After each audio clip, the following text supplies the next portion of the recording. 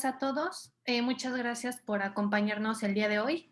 Agradecemos la generosa participación de nuestro invitado, don Joaquín Delgado Martín, quien nos expondrá el tema la inteligencia artificial en la justicia. A continuación me permito leer una síntesis curricular del expositor.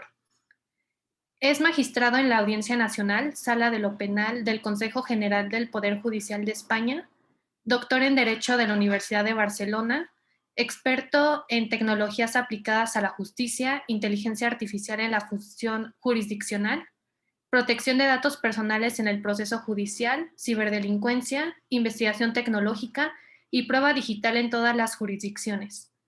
Es autor del libro Judicial Tech, el proceso digital y la transformación tecnológica de la justicia, editado por Walker Kluger. Sin mayor preámbulo, cedo la palabra a nuestro invitado. Muy bien, buenas tardes a todos. Es un placer compartir este ratito. Yo he preparado una presentación en PowerPoint, pero visto que no somos muchos participantes y que han tenido la generosidad de conectar las cámaras, pues entonces yo me atrevería a proponer que me pregunten cuando quieran. Levantan la mano o empiezan a hablar y yo me callo. Y cuando lleguen las 6 horas que tenemos de exposición, pues entonces ya damos por finalizado. Son 6 horas, ¿verdad, Gerald? No, son 40 minutos solamente. Hay 40 minutos. Bueno, pues 40 minutos vamos a llegar hasta donde se pueda, ¿de acuerdo? Muy bien, pero si me quieren hacer alguna pregunta, me la hacen. He preparado esta pequeña exposición, voy a compartir pantalla. Y si me confirman, por favor, que se ve, pues empiezo ya a hablar. Se ve perfectamente. Bueno, pues yo lo he llamado inteligencia artificial o lo hemos llamado inteligencia artificial en la justicia. Y voy a partir de dos afirmaciones iniciales. La primera afirmación inicial se refiere voy a deslindar dos dimensiones distintas. Primera dimensión, de esa relación de la inteligencia artificial con la justicia, la primera se refiere a cómo tutelar los derechos de las personas en la aplicación de las soluciones de inteligencia artificial para los distintos sectores de la vida económica y social. En cualquier sector donde lo apliquemos, tenemos que ser capaces la justicia tiene que ser capaz de tutelar los derechos de estas personas. Y en una segunda dimensión, que es en la que nos vamos a centrar, hablaremos de cómo aplicar la inteligencia artificial para mejorar la organización y el funcionamiento de la justicia. Muy bien. La primera parte es enorme, tiene una cantidad de elementos enormes, pero nos vamos a centrar en esta segunda. Y entonces decía que voy a hacer dos afirmaciones de partida. La primera de ellas, que la función jurisdiccional es una actividad esencialmente humana que es difícilmente compatible con la automatización de decisiones. Ya empiezo generando polémica, pero para mí es difícil compatibilizar la función jurisdiccional con la inteligencia artificial. Pero aparte de esta automatización de decisiones de los jueces, en el sistema judicial pueden realizarse muy distintas funciones mediante instrumentos de inteligencia artificial. Y segunda formación de partida. Existen muy diferentes modalidades de inteligencia artificial y todas ellas afectan de manera muy diferente los derechos de las personas y las garantías del proceso. Estas dos son mis dos afirmaciones de partida. Entonces, me hago las siguientes preguntas. La primera de ellas es, ¿qué inteligencia artificial para la justicia? Por tanto, ¿qué modalidades de inteligencia artificial? Segundo, ¿para qué la inteligencia artificial en la justicia? Es decir, ¿qué posibilidades de uso y qué beneficios tenemos con esa aplicación? En tercer lugar, ¿es compatible la función jurisdiccional con la inteligencia artificial? Y por último me preguntaré, ¿cómo aplicar la inteligencia artificial? Es decir, básicamente hablaré de qué riesgos existen. Bien, voy a intentar contestar a cada una de estas preguntas. La primera es, ¿qué modalidades de uso de inteligencia artificial en la justicia? Y aquí Yo me he atrevido, sin ser un técnico como muchos de los asistentes, yo me he atrevido a hablar de distintas dualidades. La primera dualidad es la inteligencia artificial débil y la fuerte. Bueno, aquí únicamente hablaremos de la débil. No se plantea de ninguna manera la aplicación de la inteligencia artificial fuerte. En segundo lugar, hablaremos, la dualidad está entre soluciones de apoyo a la decisión del juez frente a soluciones sustitutivas en el que la solución automatizada sustituye al juez. Aquí ya he anticipado que las soluciones sustitutivas son difícilmente compatibles con la decisión judicial, con la sentencia o con decisiones de riesgo del juez. Pero en cambio tenemos un amplio margen de aplicación de soluciones de apoyo al juez a la hora de tomar decisiones. Después tenemos la posibilidad de los machine learning frente a sistemas expertos.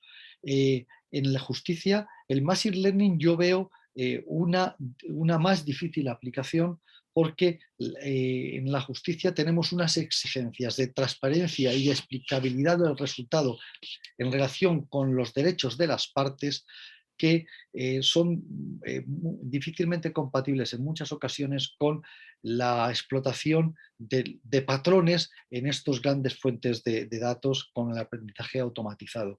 En cambio, los sistemas expertos, a través del if y then o a través de los árboles de decisión, pues le veo más posibilidades de trabajo en el ámbito de la justicia. Y por último tenemos los sistemas de caja negra frente a los sistemas con explicabilidad del resultado. Pues bien, los sistemas de caja negra yo creo que no son posibles en la justicia, por tanto tendremos que trabajar siempre con sistemas con explicabilidad del resultado. Disculpen si una persona que no es un tecnólogo haya utilizado mal estos conceptos, pero me quedo con las ideas materiales que están detrás de cada uno de estos conceptos.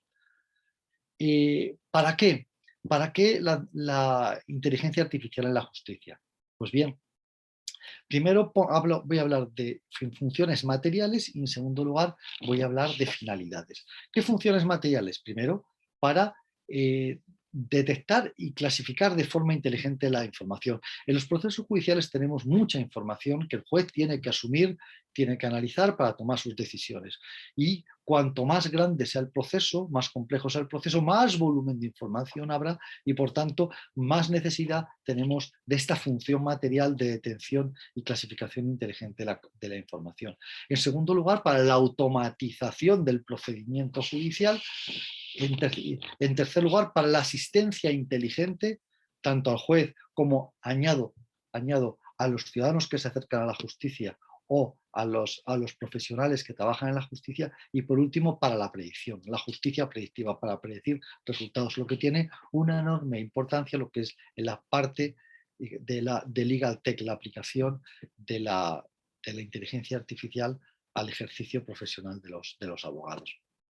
Bien, estas son las funciones materiales, pero junto a estas funciones materiales me pregunto, ¿qué finalidades? Pues yo distingo 5. Primero, la orientada a la mejora del acceso a la justicia. Segunda, la orientada a la tramitación del procedimiento. Tercero, la orientada a la función jurisdiccional. Cuarta, la orientada a la prueba. Y quinta, la orientada a la gestión de los recursos de la justicia.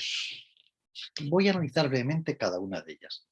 La primera de ellas es la orientada a la mejora del acceso a la justicia. ¿Para qué? Para mejorar la relación telemática del ciudadano y los profesionales con la justicia.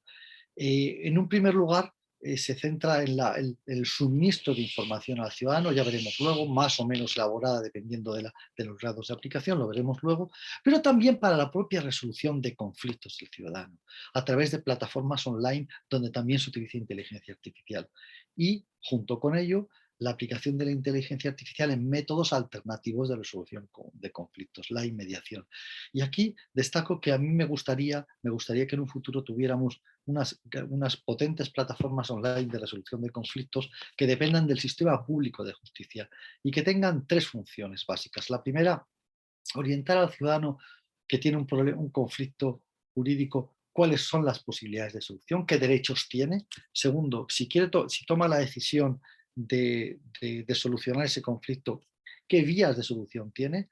Tiene la mediación, tiene otros métodos alternativos, tiene la posibilidad de acceder a la justicia formal. Si opta por la mediación o por la solución del conflicto entre partes, ya entramos en la segunda parte de la plataforma, que es la utilización de mecanismos de mediación electrónica. Y por último, si fracasa la mediación electrónica o se quiere pasar directamente al tercer paso, pues justicia en ley mediante la tramitación online y decisión online por parte de un tercero, por parte de un juez. Bien, con esto se mejora el acceso a la justicia mediante la inteligencia artificial. Pero otra segunda finalidad es la orientada a la tramitación de los procesos judiciales. ¿Para qué? Para introducir mayores grados de automatización de tal manera que sea mucho más rápida la tramitación de los procedimientos. Volveré sobre este tema. En tercer lugar, orientada a la función jurisdiccional, con esa alternativa de ayuda a la decisión o sustitución de la decisión del juez. También volveré sobre esta materia. En cuarto lugar, la inteligencia artificial orientada a la prueba. Aquí tenemos un campo enorme de aplicación. Pero yo distingo dos dimensiones. Primero, para investigar y probar hechos, y segundo, para valorar la prueba por parte del juez. Para investigar y probar hechos, aquí tenemos un montón de posibilidades de aplicación de la inteligencia artificial. Por ejemplo, para identificar al posible responsable en distintas grabaciones y en distintas imágenes, pues a través de biometría. Pues sería muy útil. Pero aparte de investigar y probar hechos, luego también se puede utilizar para que el juez pueda valorar la prueba. Pensemos en los testigos, en la credibilidad del testimonio de los testigos. Aplicar elementos de biometría, de conducta, de valoración de gestos, de conductas, de reacciones físicas, cuando el testigo está prestando testimonio, está declarando, de tal manera que la solución de inteligencia artificial pueda dotar de un determinado grado de credibilidad al testigo. Pues bien, eso puede ayudar, podría ayudar al juez si está bien construido con un porcentaje alto de fiabilidad de la respuesta. O la pericial, los criterios Dover que se utilizan para valorar la pericial, pues se pueden también sistematizar y llevar algoritmos. O por último, también el juez tiene que valorar los distintos medios probatorios que ha habido en un proceso, pues para la valoración conjunta de esos medios probatorios, si una hipótesis excluye a las demás o es compatible. Bien, tenemos aquí un campo enorme de la investigación de la inteligencia artificial orientada a la prueba, en el cual no voy a entrar en el día de hoy por no tener tiempo. Y por último, la inteligencia artificial aplicada a la gestión de los recursos de la justicia, es decir, para saber dónde son necesarios los recursos, los medios materiales y personales para que el despacho judicial o la oficina judicial funcione. Y entonces, para anticiparse a situaciones de colapso de determinadas jurisdicciones o determinados ámbitos territoriales. Bien, voy a centrarme en lo que en España llamamos oficina judicial y en otros países se le llama despacho judicial, es decir, todos aquellos medios materiales y personales que sirven de soporte al juez para que el juez pueda resolver el conflicto, para que el juez pueda dictar una sentencia que ponga fin al proceso, a la contienda judicial. Y esa oficina judicial distingue dos ámbitos. En primer lugar, el back office, es decir, cómo se organiza internamente la oficina judicial, y en segundo lugar, el front office, es decir, cómo se relaciona con los ciudadanos, cuál es la relación de los ciudadanos con los órganos judiciales. Bien, hablando del front office, pues, es decir, relación con el ciudadano, pues en primer lugar puede haber un suministro, la inteligencia artificial muy básica pues puede servir para facilitar el suministro de información aún no elaborada, sino general. Es decir, no está ligada a una consulta concreta que haya que elaborar la respuesta, sino que se racionaliza esa búsqueda de información mediante la disminución del paso, de pasos, de clics para la obtención de información, mediante y todo para analizar o para tocar toda la información, digamos, estática que está en la web. Pero segundo, también la inteligencia artificial puede servir para suministrar una información elaborada por parte del sistema ante una concreta solicitud de información en relación con la justicia. Y puede haber un menor grado de elaboración o un mayor grado. Un menor grado, pongo aquí un ejemplo, cuando la persona recibe una cédula de notificación y desea conocer cuestiones básicas en torno a esa intimación judicial. ¿Qué se me está pidiendo? ¿Qué tengo que hacer? ¿Cómo debo actuar? Pero esa información puede ser aún más elaborada y puede referirse al propio suministro de información de los derechos que tiene una persona o cómo puede, qué posibilidades tiene de solucionar su conflicto o de hacer valer sus derechos en la justicia. Por eso digo que está directamente relacionado con la ciberjusticia. Esto sería la front office, pero también tenemos la back office, es decir, cómo organizamos internamente la oficina judicial. Y para eso podemos hablar de distintos tipos de automatización. La completa sin intervención humana, por ejemplo, hace falta para admitir un escrito a trámite, pues hace falta los requisitos A, B, C y D. El sistema que comprueba si existen, si concurren. Si concurren, se admite a trámite, se da el siguiente paso automatizadamente, si no se desestima. O con cierta intervención humana, la automatización con cierta intervención humana, que la persona tiene que interactuar con el sistema para dotarle valor. Por ejemplo, si la persona contesta determinadas preguntas, o en este caso podría decirse bien, no concurre el requisito de, pero entonces hay que dar un plazo de subsanación a la parte que lo ha presentado. Pues aquí podría haber una intervención humana. Y por último, la automatización con recomendación, es decir, el propio sistema fabrica una recomendación de resolución de forma de fondo a quien tiene que adoptar esa resolución. Bien,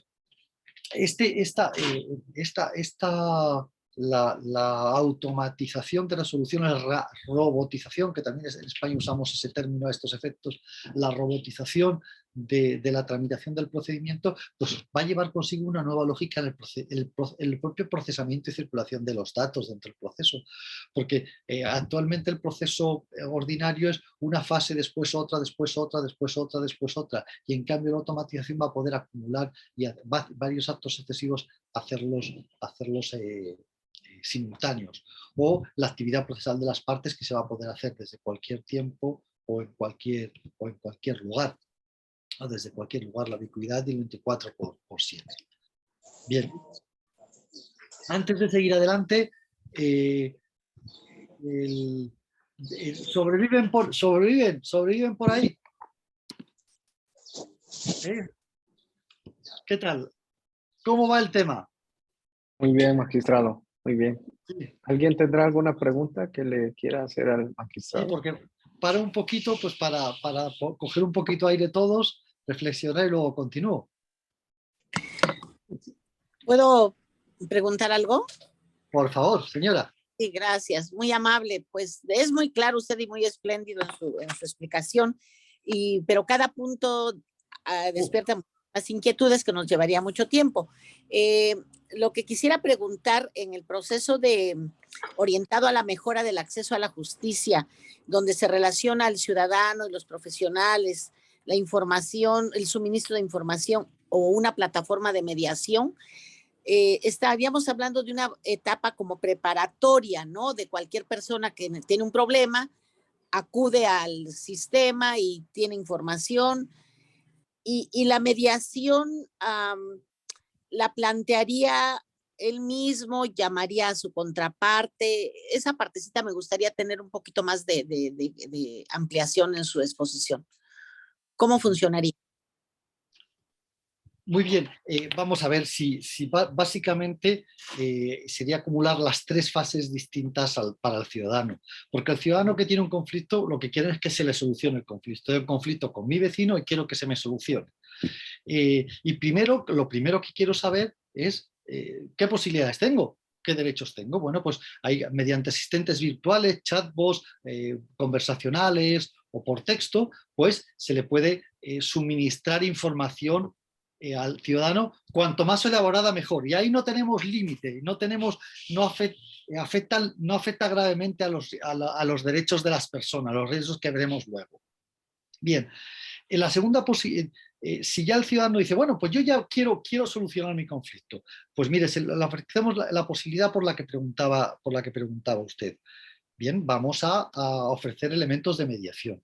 Y allí hay sistemas donde hay instrumentos electrónicos que facilitan el acercamiento y la negociación de las posturas de las partes. Y incluso cabe acudir a mano humana, a intervención de facilitador humano en determinadas ocasiones para hacerlo. De tal manera que si esa mediación acaba en acuerdo, pues entonces ya se aprueba por la propia plataforma, que puede haber intervención humana para aprobarlo o no intervención humana de forma automatizada. Bien,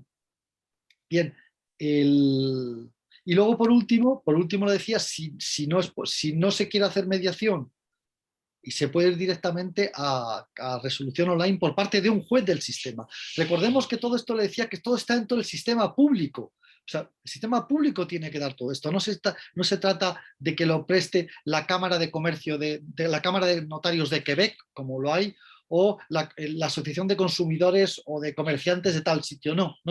Aquí el sistema público. Por tanto, el sistema público puede ir dotando de todas estas cosas. Puede ir aprobando la mediación o puede después tramitar online el propio procedimiento, que sería muy simple. Claro, habría que llevarlo solo a prueba documental, con la propia resolución online. Y todo esto, si vamos metiendo inteligencia artificial, pues va mucho más rápido.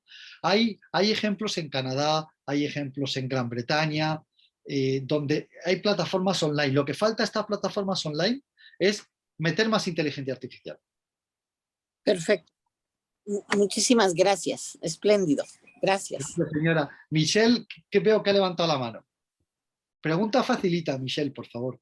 Sí, me generó una duda cuando mencionó que se podría utilizar para ayuda en la toma de decisiones o para suplir la toma de decisiones completamente. En otros webinars habíamos estado viendo que únicamente lo hacían de manera auxiliar, como para no sustituir a un abogado o a un juez. ¿Cómo se podría solucionar eso de manera que no causara un conflicto en una creencia de que va a sustituir por completo la ayuda humana? Pues es una muy buena pregunta, pero no te la voy a contestar ahora porque después me voy a centrar en varias diapositivas, ¿vale? Okay, gracias. Bien, pues entonces seguimos adelante porque ya veo que ya están surgiendo preguntas más que voy a contestar más adelante. Y luego me dirás si te satisface o no la contestación, Michelle, por favor. Bien, voy a volver a compartir y entonces justo ahora Michelle te empieza a contestar. ¿Es compatible la inteligencia artificial con la función jurisdiccional? Pues aquí la pregunta es, ¿puede la inteligencia artificial sustituir al juez? ¿Son admisibles las decisiones judiciales automatizadas? Y aquí me quedo con una frase de Couture, que dice que la sentencia tiene sin duda una lógica que le es particular, y que por tanto no puede hallarse ausente de ella. Pero el proceso intelectual de la sentencia no es una pura operación lógica porque hay en ella muchas otras circunstancias ajenas al puro silogismo. Y voy a intentar profundizar en esta materia. Cuando se habla de aplicación de la lógica a la decisión jurisdiccional, pues dice, bueno, aquí esto es un silogismo. Tenemos por un lado un supuesto de hecho a la que se aplica una norma jurídica con una consecuencia jurídica. Por tanto, tendríamos una premisa menor, que son los hechos, hay que fijar los hechos probados. En segundo lugar, una premisa mayor, que es la norma legal, es decir, tenemos que determinar qué norma legal es aplicable. Y en tercer lugar, la consecuencia jurídica, la estimación o la desestimación de la pretensión. Bien, esta apariencia de que es una lógica que permitiría una gran automatización de las decisiones, pues en cambio no es verdad, porque en las tres partes hay elementos de gran complejidad. En la premisa menor, fijar los hechos probados, es que tenemos que valorar las pruebas, tenemos que valorar cada medio probatorio usado. Tenemos que después hacer una valoración conjunta de toda la prueba. Y eso excede la mera lógica del silogismo. En segundo lugar, cuando se está aplicando la norma, tenemos que decir, en todo el ordenamiento, tenemos que elegir la norma aplicable. frente a las otras, pero también los jueces aplicamos elementos de interpretación de la norma, el elemento gramatical, el lógico, el sistemático, el histórico, la realidad social del momento actual. Pero luego, además de esa interpretación, podemos optar por una interpretación extensiva o una interpretación restringiva. Podemos aplicar la analogía, que es cuando existe una laguna legal, que existen muchas en el ordenamiento, que no tiene una norma específica que lo regula, tenemos que aplicar los principios que se deducen de los principios generales del derecho que se deducen de las normas parecidas. Eso.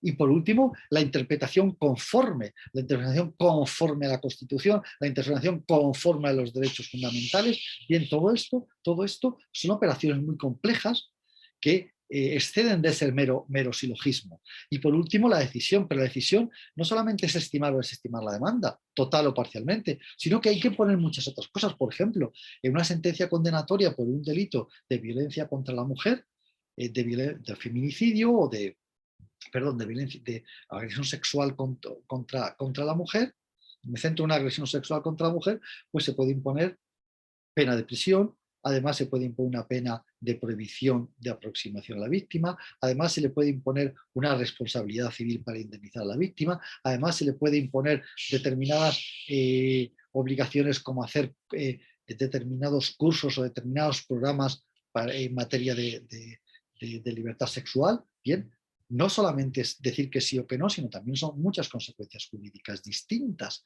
Por tanto, la conclusión es que es muy difícil utilizar la inteligencia artificial para sustituir al juez.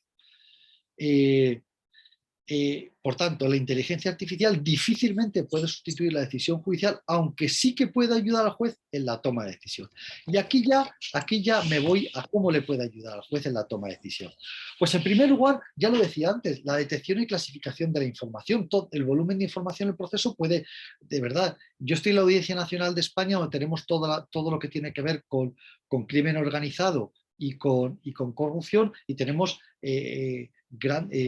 volúmenes enormes de información en cada proceso. Pues bien, las soluciones de inteligencia artificial nos pueden ayudar a que si estamos buscando información respecto a un determinado acusado, pues todo lo que tiene que ver con ese acusado, o buscar información sobre una determinada empresa que puede ser afectada, pues toda la información en el proceso que se refiere a esa empresa, todo esto nos puede ayudar la inteligencia artificial.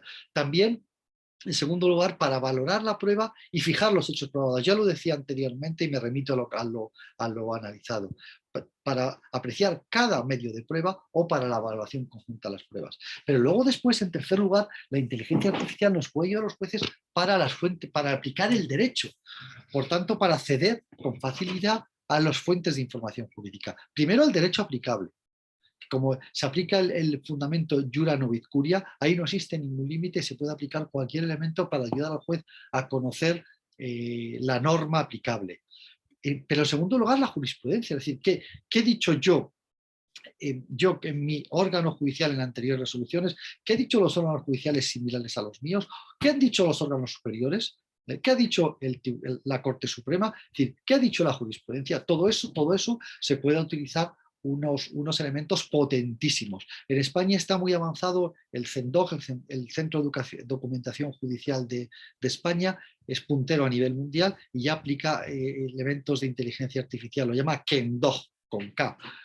Y luego después también existe un gran ámbito de posibilidades de la inteligencia artificial para ayudar al juez a evaluar el riesgo, porque el juez tiene que adoptar muchas veces decisiones que se tienen que basar en una evaluación del riesgo. Y me explico. Para proteger a la víctima, ¿qué riesgo existe contra los bienes jurídicos de la víctima? Peligro de reiteración delictiva. Bien, una evaluación de riesgo en la que me voy a centrar un poquito ahora.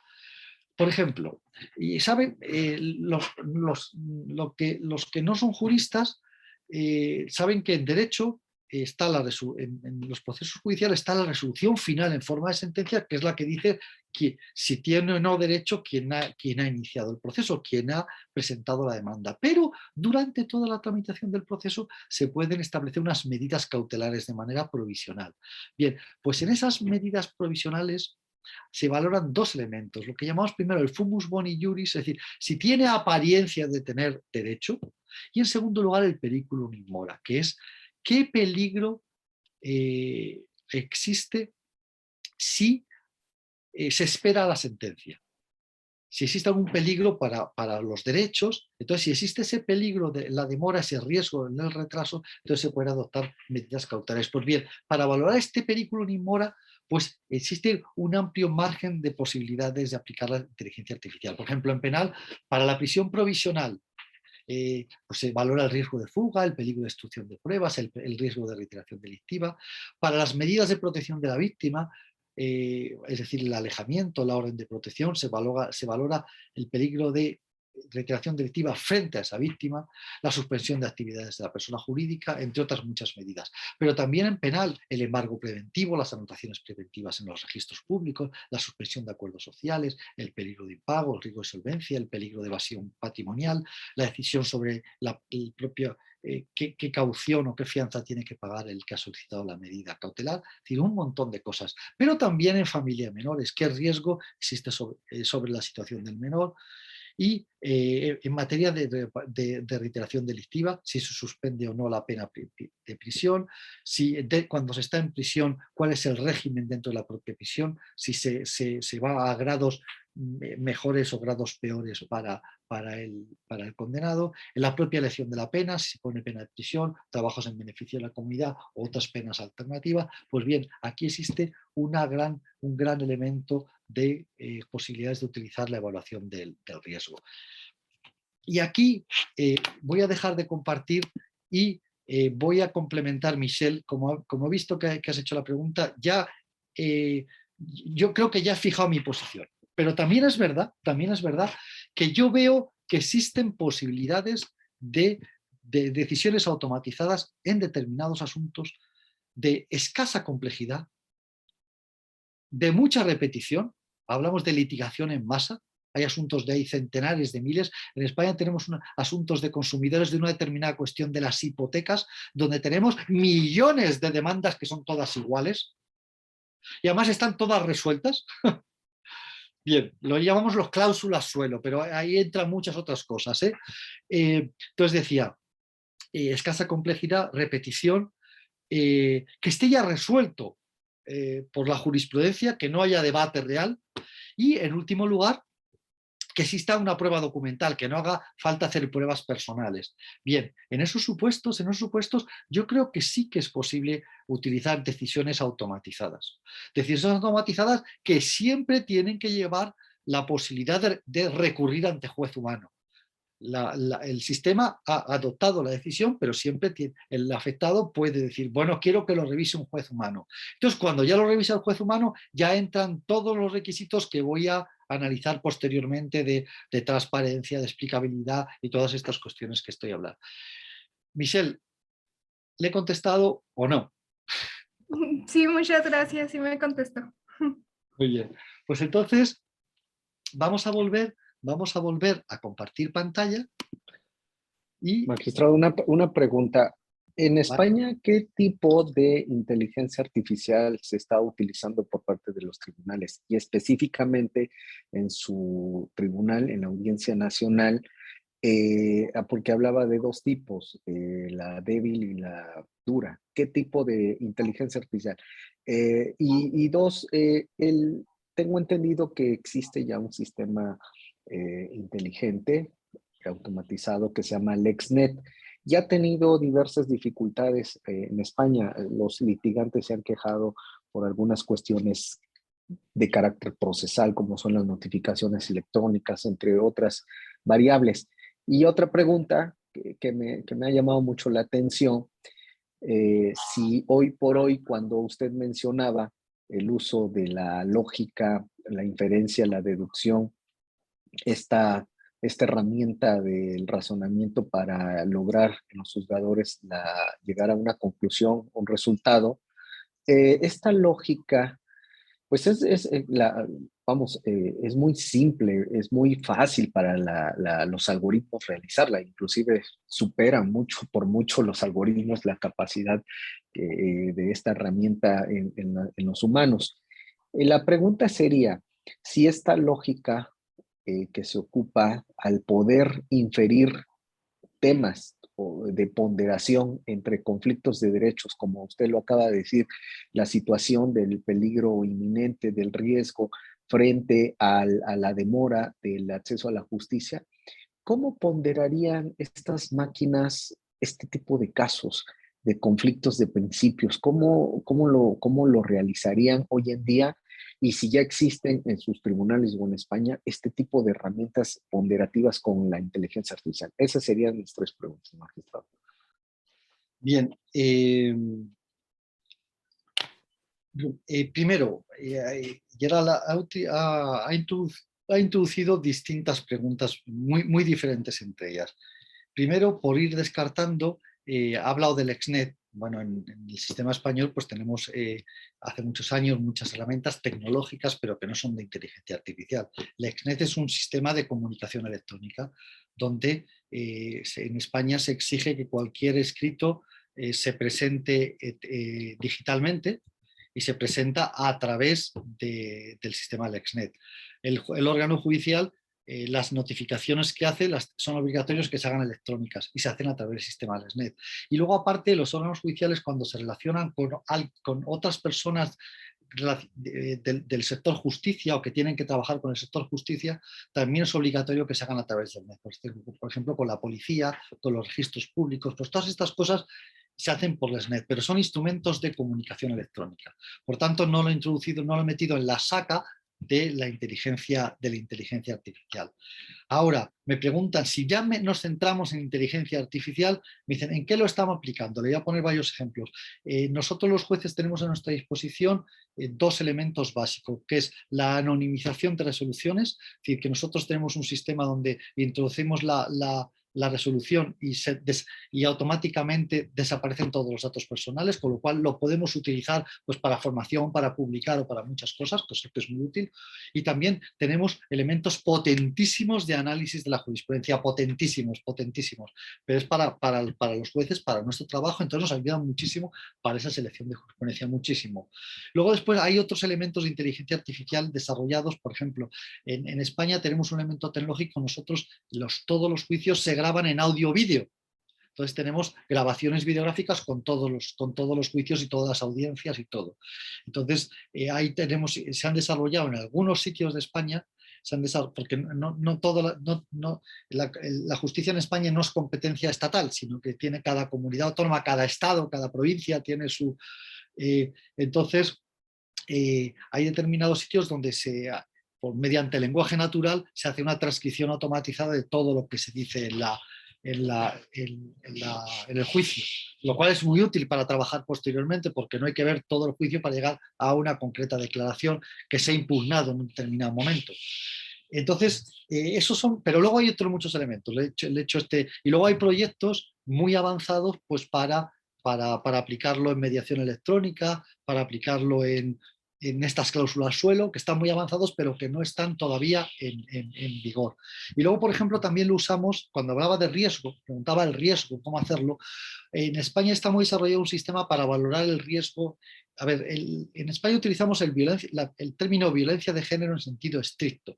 Lo usamos para la violencia del hombre contra la mujer dentro de la pareja, dentro del matrimonio o dentro del noviazgo o la convivencia.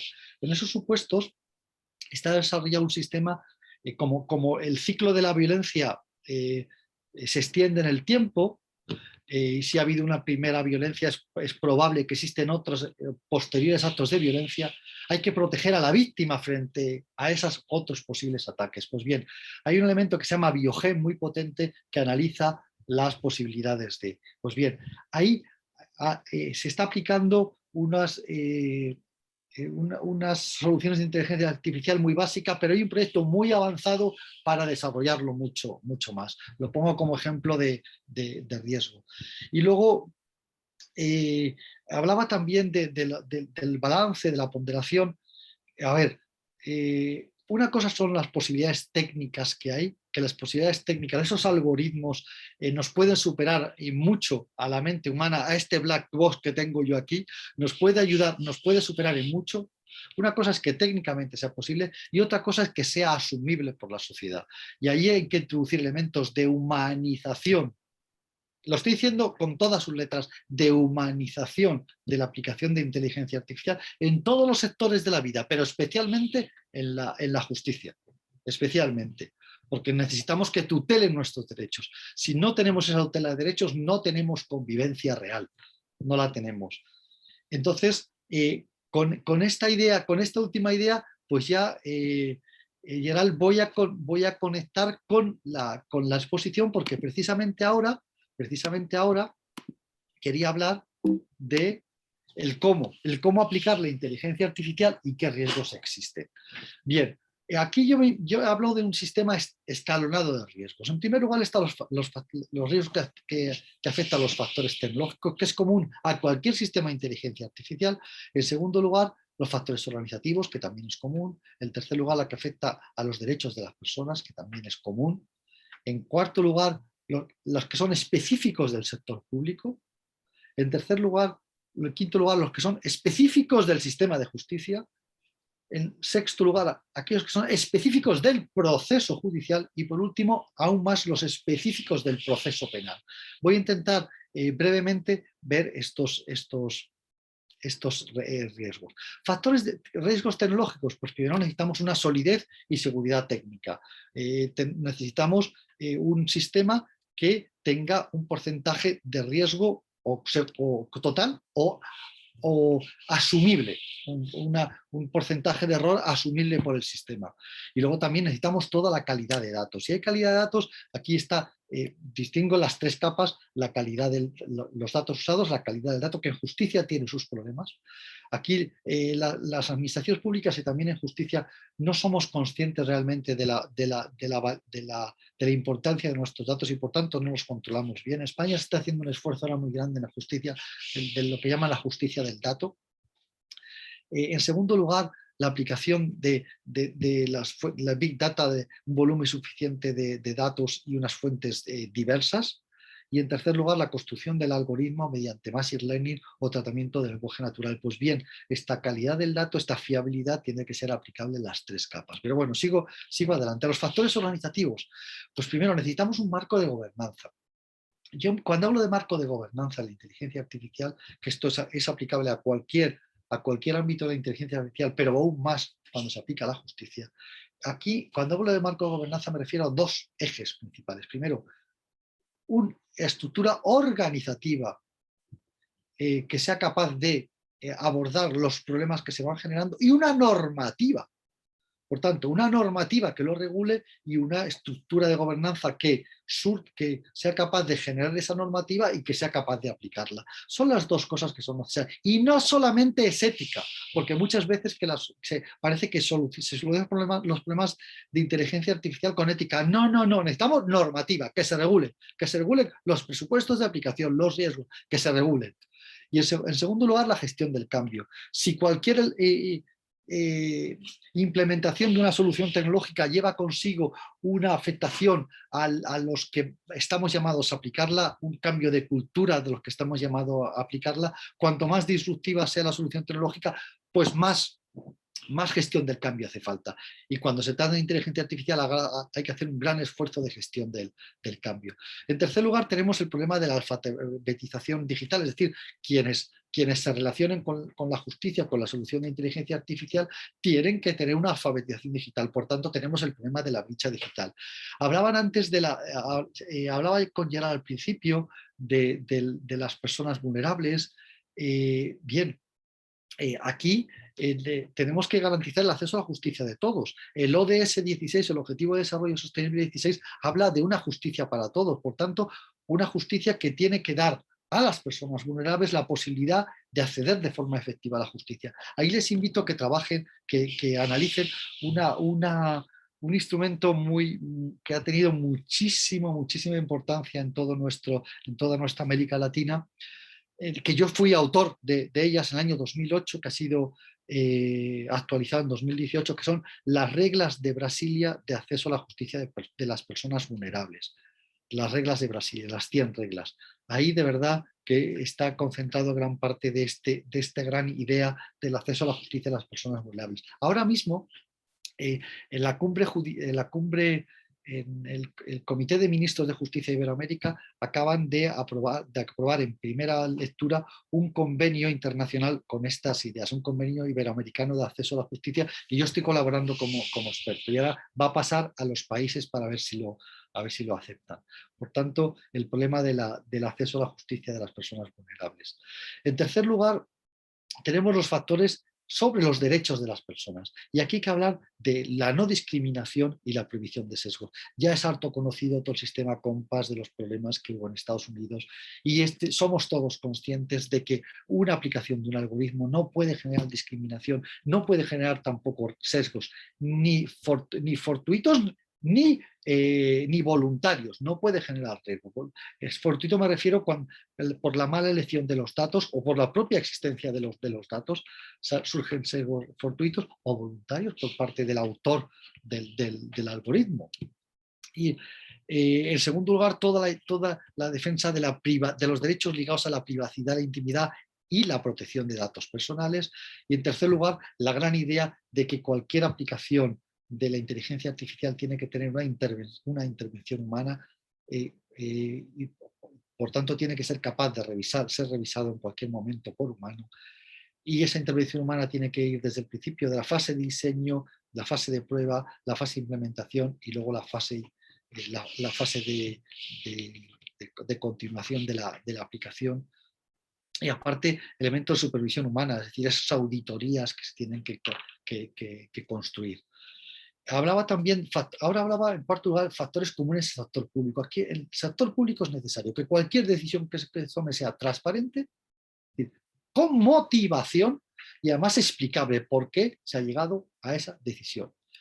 Y además tiene que haber una rendición de cuentas, y esa rendición de cuentas va sujeta directamente a esa potencia de las auditorías de funcionamiento del sistema.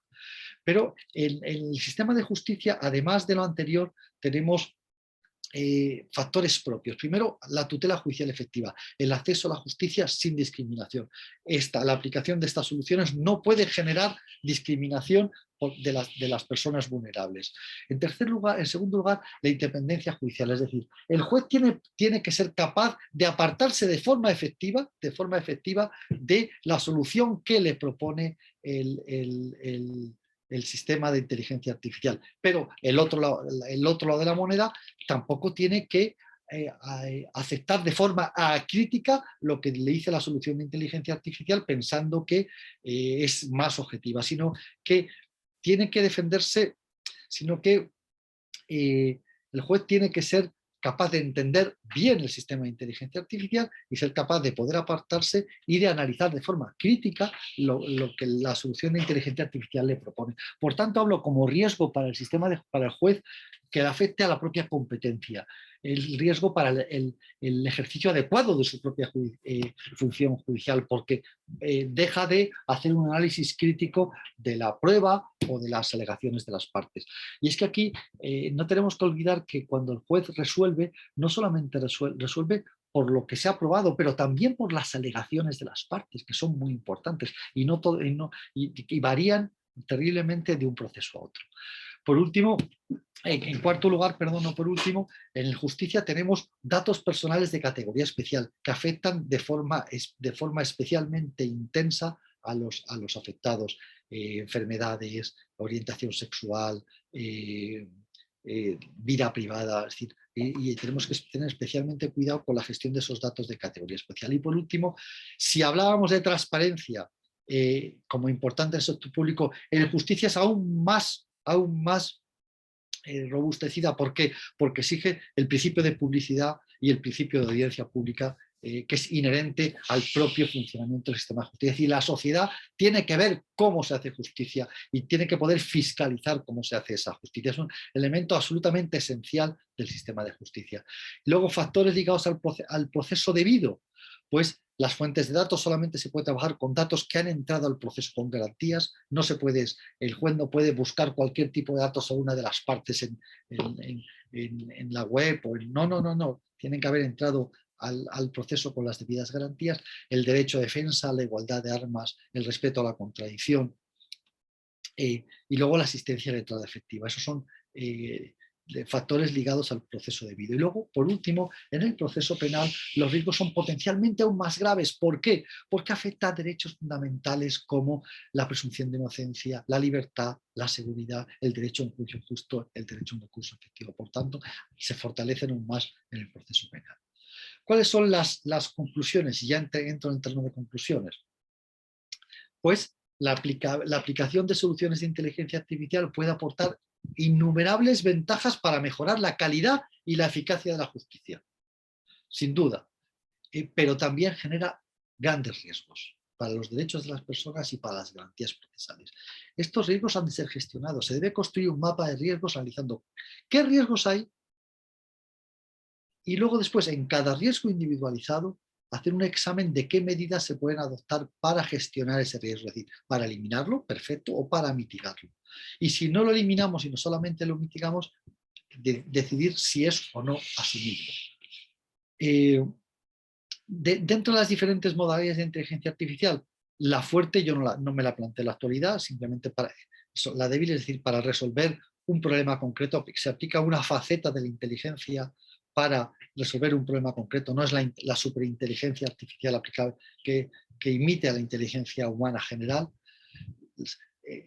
Me refiero a soluciones de apoyo a la decisión judicial. Las soluciones sustitutivas del juez son difícilmente asumibles, pero ya a preguntas de Michel he aislado determinadas cuestiones donde podría aplicarse.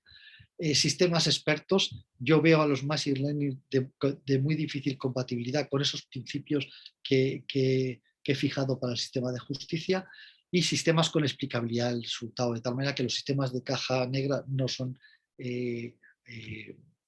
asumibles en la justicia.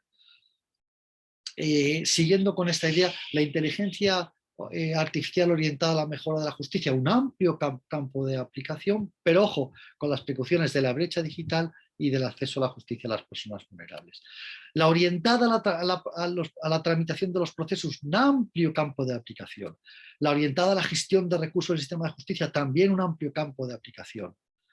Pero la orientada a la función jurisdiccional, en la parte de ayuda a la decisión, tiene un campo de aplicación con precauciones, y la decisión automatizada veo esas grandes dificultades. Y para terminar, ¿y el futuro? Bueno, pues aquí tenemos tendencias de futuro absolutamente relevantes. Yo lo llamo nuevos escenarios tecnológicos. Me refiero al metaverso, me refiero a los tokens no fungibles, que ya hablo de futuro inmediato o realidad. Tenemos todo el fenómeno de la computación cuántica que nos va a cambiar un montón de cosas, de forma de ver todos estos problemas. Bien, pues estos nuevos escenarios tecnológicos plantean nuevos problemas. Yo creo que no plantean nuevos problemas, no plantean nuevos factores de riesgo, pero que sí intensifican esos factores de riesgo. Por tanto, frente a esa intensificación de los factores de riesgo, hace falta aún más tutela judicial de los derechos en estos nuevos escenarios. En el metaverso, ¿cómo se garantiza la defensa de los derechos de las personas en el metaverso? ¿Cómo se garantiza el ejercicio del jus puniendi frente a delitos que se cometen de agresión sexual, de acoso sexual, de delitos contra la propiedad intelectual? ¿Cómo se ejercita ese jus puniendi en el metaverso? Entonces, sigo adelante. Estos nuevos escenarios tecnológicos pueden utilizarse también para la mejora y la calidad de la justicia. Y ahí se abren muchas posibilidades. Se pueden utilizar jueces en cadena de bloques, donde existan distintos jueces que vayan que tienen que validar la solución. Bien, existen múltiples posibilidades. Por tanto, la pregunta final sería: ¿cómo van a afectar estos nuevos escenarios tecnológicos a la organización y funcionamiento de la justicia? Y ya con esto termino. Doy las gracias.